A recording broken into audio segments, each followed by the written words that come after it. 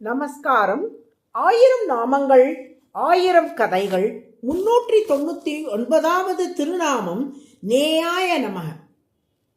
ஷரபங்கருக்கு முக்தி அளித்த பின் ஷரபங்க ஆசிரமத்திலிருந்து புறப்பட்டு லக்ஷ்மணனோடும் சீதையோடும் தண்டகாரண்ய வனத்துக்குள் செல்ல தயாரானான் ராமன். அச்சமயம் ராமனை தேடி பல முனிவர்கள் அங்கே வந்தார்கள். அம்முனிவர்கள் யாவரும் வெவ்வேறு விதமான முறைகளில் தவத்தில் ஈடுபடுபவர்கள். சிலர் சூரிய சந்திரர்களின் ஒளியை மட்டுமே உண்பார்கள். சிலர் கல்லில் படுத்து உடலை வருத்திக் கொள்வார்கள். சிலர் இலைகளை மட்டுமே புசிப்பார்கள். சிலர் அரைக்காத தானியங்களையே உண்பார்கள்.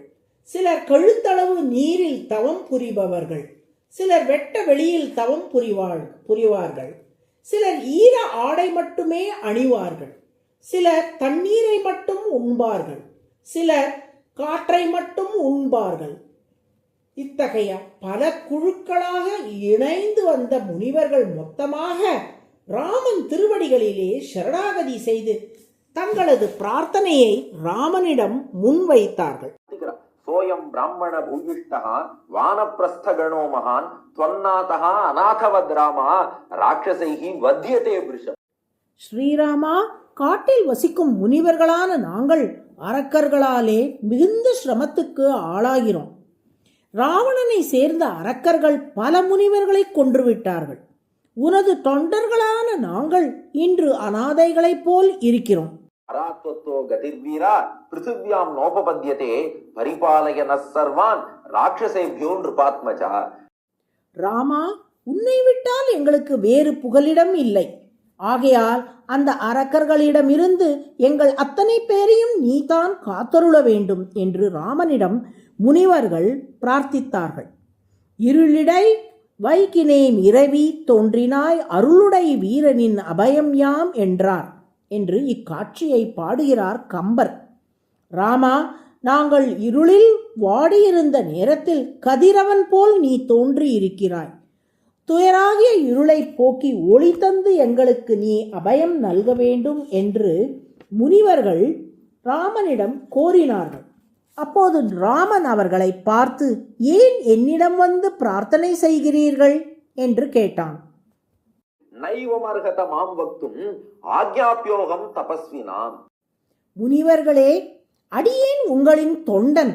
நீங்கள் ஆணையிட்டால் அதை நடத்துபவன் நான். அடியேனுக்கு ஆணையிடாமல் நீங்கள் ஏன் பிரார்த்தனை செய்கிறீர்கள்? கட்டளையிடுங்கள்.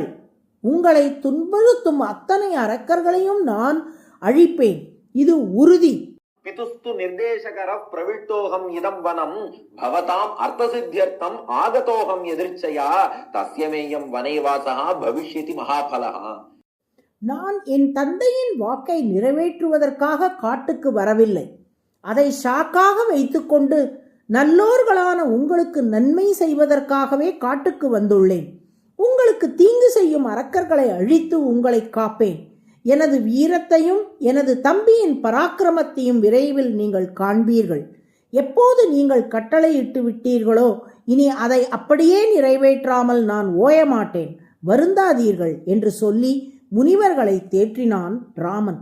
இதிலிருந்து பக்தர்களும் நல்லோர்களும் இடும் கட்டளையை பின்பற்றி நடப்பவனாக ராமன் இருக்கிறான் என்பதை நாம் அறிய முடிகிறதல்லவா?